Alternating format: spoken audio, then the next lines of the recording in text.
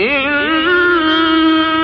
هذا القرآن يهدي للتي هي أقوم۔ بسم اللہ الرحمن الرحیم۔ سورہ البقرہ کا لیکچر نمبر 21 پیش خدمت ہے، جو کہ آیت نمبر 36 اور 37 پر مشتمل ہوگا۔ یہ آیت شیطان کے انسانیت پر پہلے کامیاب حملے اور آدم علیہ السلام کی توبہ کی قبولیت سے متعلق ہیں۔ اس سے قبل ہم سورہ البقرہ کی 35 آیت تک کا ترجمہ اور تشریح لے چکے ہیں۔ اگر آپ چینل پر نئے ہیں تو میں ریکمینڈ کروں گا کہ تعارف قرآن کے 15 لیکچر، سورہ الفاتحہ کے تعارف اور ترجمہ اور تشریح کے 4 لیکچر، جبکہ سورہ البقرہ کے لیکچر نمبر 1 سے اس وقت تک لیکچر نمبر 21 تک تمام لیکچر پوری ترتیب سے موجود ہیں۔ آپ وہ سن لیجئے تاکہ قرآن مجید کو سمجھنے میں ترتیب کا تسلسل برقرار رہے۔ اب آئیے آیت نمبر 36 کی طرف چلتے ہیں۔ بسم اللہ الرحمن الرحیم۔ فَأَزَلَّهُمَا الشَّيْطَانُ عَنْهَا فَأَخْرَجَهُمَا مِمَّا كَانَ فِيهِ وَقُلْنَا اهْبِطُوا بَعْضُكُمْ لِبَعْضٍ عَدُوٌّ وَلَكُمْ فِي الْأَرْضِ مُسْتَقَرٌّ وَمَتَاعٌ إِلَىٰ حِينٍ۔ ترجمہ: آخرکار شیطان نے ان دونوں کو اس درخت کی ترغیب دے کر ہمارے حکم کی پیروی سے ہٹا دیا اور انہیں اس حالت سے نکلوا کر چھوڑا جس میں وہ تھے۔ ہم نے حکم دیا کہ اب تم یہاں سے اتر جاؤ، تم ایک دوسرے کے دشمن ہو اور تمہیں ایک خاص وقت تک زمین میں ٹھہرنا ہے اور وہیں گزر بسر کرنا ہے۔ توجہ کیجئے، اس آیت میں الفاظ وَقُلْ اهْبِطُوا بَعْضُكُمْ لِبَعْضٍ عَدُوٌّ، ہم نے یعنی اللہ نے حکم دیا کہ اب تم یہاں سے اتر جاؤ، تم ایک دوسرے کے دشمن ہو۔ اس آیت مبارکہ پر غور کیجئے تو بالکل یہ واضح ہو جائے گا کہ اللہ تعالیٰ نے یہاں پر باقاعدہ ڈکلیئر کر دیا ہے کہ اب تم دونوں ایک دوسرے کے دشمن ہو، یعنی انسان کا دشمن شیطان اور شیطان کا دشمن انسان۔ یہاں پر انسان کا دشمن شیطان اور شیطان کا دشمن انسان کا جو ذکر کیا گیا ہے، شیطان کا دشمن انسان ہونا تو ظاہر ہے کہ وہ اسے اللہ کی فرما برداری کے راستے سے ہٹانے اور تباہی میں ڈالنے کی کوشش کرتا ہے۔ رہا انسان کا دشمن شیطان ہونا تو حقیقت بھی یہی ہے۔ شیطان کی دشمنی انسانیت کا تقاضا اول ہے، لیکن المیہ یہ ہے کہ وہ خواہشات نفس کے لیے جو ترغیبات پیش کرتا ہے، اس سے دھوکہ کھا کر آدمی اسے غیر شعوری طور پر اپنا دوست بنا لیتا ہے۔ اس طرح دوستی کے معنی یہ نہیں ہیں کہ حقیقتاً دشمنی دوستی میں تبدیل ہو گئی، بلکہ اس کے معنی یہ ہیں کہ ایک دشمن دوسرے دشمن کے دھوکے میں آ گیا اور اس سے شکست کھا گیا اور اس کے جال میں پھنس گیا۔ اللہ تعالی ہمیں شیطان کی چالوں سے محفوظ رکھے، آمین۔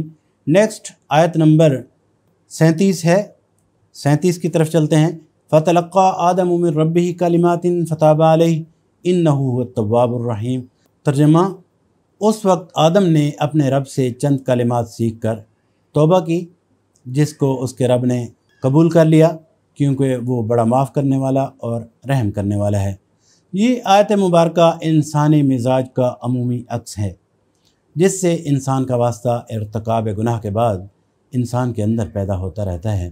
معاملہ یوں ہوا کہ آدم علیہ السلام کو جب اپنے قصور کا احساس ہوا اور انہوں نے نافرمانی سے پھر فرما برداری کی طرف رجوع کرنا چاہا اور ان کے دل میں یہ خواہش پیدا ہوئی کہ اپنے رب سے اپنی خطا معاف کروائیں، تو انہیں وہ الفاظ نہ ملتے تھے جن کے ساتھ وہ خطا بخشی کے لیے دعا کر سکتے۔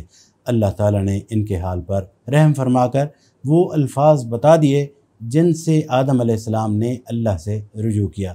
انداز گفتگو کا رخ اس آیت میں موجود لفظ فتاب علیہ کی طرف موڑتے ہیں۔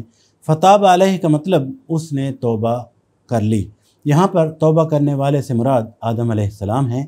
لفظ تابہ یتوبو کا مطلب توبہ کرنا ہے۔ سوال یہ ہے کہ یہ توبہ کیا ہے؟ اس پر کچھ گفتگو کر لیتے ہیں۔ جان لیجئے توبہ کے اصل معنی رجوع کرنے اور پلٹنے کے ہیں۔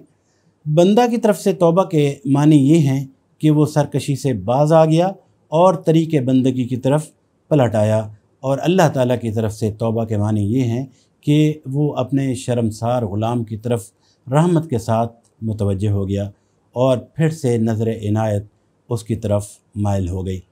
انتہائی اہم معاملے کی طرف توجہ کرانا ضروری سمجھتا ہوں۔ دنیا میں کچھ ڈاکٹرائن یا نظریے ایسے موجود ہیں جن کی بنیاد پر یہ خیال کیا جاتا ہے کہ گناہ کا لازمی نتیجہ سزا ہی ہے۔ ان نظریات کے حاملان میں قدامت پسند یہودی گروہ، اس کے ساتھ قدامت پسند مسیحی فرقے جن میں پیورٹن، جن کے مطابق گناہ کا لازمی نتیجہ جہنم کی شکل میں سزا ہی ہو سکتا ہے۔ اس کے علاوہ کچھ فلسفیانہ یا سیکولر نظریات کے حامل گروہ دنیا میں موجود ہیں جو اللہ کی ذات باری تعالیٰ اور مذہبی عقائد پر یقین نہیں رکھتے، لہذا وہ گناہ اور اس کی معافی کی بجائے انسانی اعمال کے لازمی نتائج کو قدرتی اصولوں کے تحت دیکھتے ہیں۔ ان کے نزدیک گناہ کے بعد معافی یا توبہ کا کوئی تصور موجود نہیں ہوتا اور ان کے نزدیک سزا کا تصور لازمی ہے۔ ان تصورات کے برعکس قرآن کا تصور توبہ کیا ہے؟ قرآن ان باطل نظریات کی تردید یا ریفیوٹس کرتا ہے جن کے تحت گناہ کے لازمی نتائج ہیں اور انسان کو بھگتنا ہی ہوں گے۔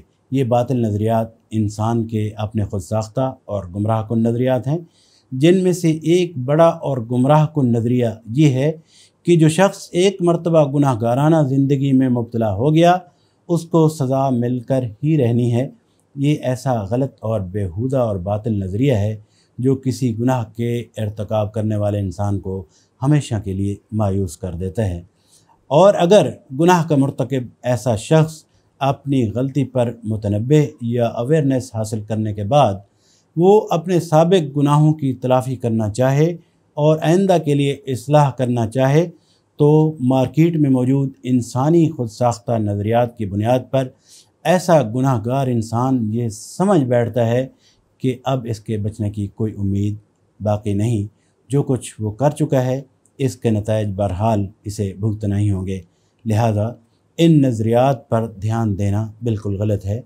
اب آ جائیے، قرآن ان باطل اور جاہلانہ نظریات کے برعکس تصور توبہ کیا رکھتا ہے؟ قرآن ان باطل نظریات کے برعکس یہ بتاتا ہے کہ بھلائی کی جزا اور برائی کی سزا دینا بالکل اللہ کے اختیار میں ہے۔ تمہیں جس بھلائی پر انعام ملتا ہے وہ تمہاری بھلائی کا طبعی نتیجہ نہیں ہے بلکہ اللہ کا فضل ہے، چاہے عنایت فرمائے چاہے نہ فرمائے۔ اسی طرح جس برائی پر تمہیں سزا ملتی ہے وہ برائی کا طبعی نتیجہ نہیں ہے کہ لازماً مترتب ہو کر ہی رہے گا۔ اللہ تعالیٰ کو تو پورا اختیار ہے کہ چاہے معاف کر دے اور چاہے سزا دے۔ البتہ اللہ کا فضل اور اس کی رحمت اس کی حکمت کے ساتھ ہم رشتہ اور جڑی ہوئی ہے۔ وہ چونکہ حکیم ہے اس لیے اپنے اختیارات کو اندھا دھند استعمال نہیں کرتا۔ جب کسی بھلائی پر انعام دیتا ہے تو یہ دیکھ کر ایسا کرتا ہے کہ بندے نے سچی نیت کے ساتھ اس کی رضا کے لیے بھلائی کی ہے، اور جس بھلائی کو رد کرتا ہے اسے اس بنیاد پر رد کرتا ہے کہ اس کی ظاہری شکل اچھے کام کی سی تھی مگر اندر اپنے رب کی رضا جوئی کا خالص جذبہ موجود نہ تھا، اس وجہ سے وہ ریجیکٹ کر دی جاتی ہے۔ اسی طرح وہ سزا بھی اس قصور پر دیتا ہے جو باغیانہ جسارت کے ساتھ کیا جائے اور جس کے پیچھے شرمساری کی بجائے مزید ارتکاب جرم کی خواہش موجود نہ ہو، یا کہہ لیجئے ہٹ درمی کا کوئی ایلیمنٹ اس میں موجود نہ ہو۔ اللہ اپنی رحمت سے معافی اس قصور پر دیتا ہے جس کے بعد بندہ اپنے کیے پر شرمندہ اور آئندہ کے لیے اپنے اصلاح پر آمادہ ہو۔ بڑے سے بڑے مجرم اور کافر کے لیے بھی اللہ کے ہاں مایوسی اور نا امیدی کا کوئی موقع نہیں۔ توبہ کے دروازے ہر وقت کھلے ہیں، لیکن شرط یہ ہوگی کہ وہ اپنی اس غلطی کا معترف ہو اور نافرمانی پر نادم ہو اور بغاوت کی روش چھوڑ کر اطاعت کی روش اختیار کرنے کے لیے تیار ہو، تو رب کے ہاں توبہ اور معافی کا وہ تصور موجود ہے جس سے انسان اپنے سابقہ گناہوں سے پاک ہو جاتا ہے۔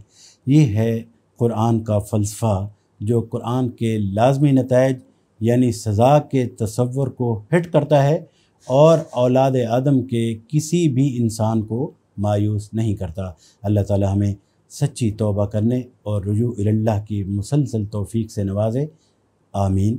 الحمدللہ، لیکچر نمبر 21 مکمل ہوا، جس میں ہم نے آیت نمبر 36 اور 37 کے حوالے سے اپنی گفتگو مکمل کی ہے۔ اس کے بعد نیکسٹ لیکچر میں انشاءاللہ ہم آیت نمبر 38 سے ٹرانسلیشن اور انٹرپریٹیشن لیں گے۔ اللہ تعالی ہمیں قرآن مجید کو سمجھنے اور اس پر عمل کرنے کی توفیق عطا فرمائے، آمین۔ اپنا بہت سارا خیال رکھیے، مجھے اجازت دیجیے، اللہ نگہبان، والسلام علیکم ورحمۃ اللہ۔